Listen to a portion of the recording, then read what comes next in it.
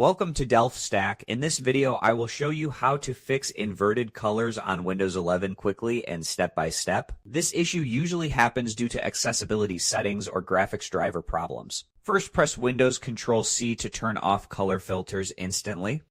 If the colors return to normal, the issue was caused by color filter settings. If not, open Settings, go to Accessibility, and click on Color Filters. Make sure Color Filters is turned off completely.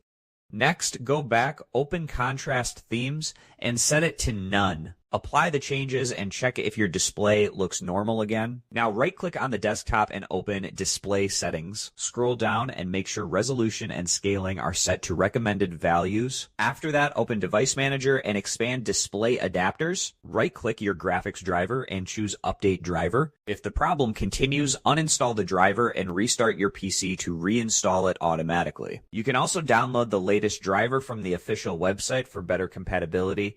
Finally, restart your computer and check if the issue is fixed. Your screen should now display colors correctly. If this video helped you, give it a like and subscribe. See you in the next one.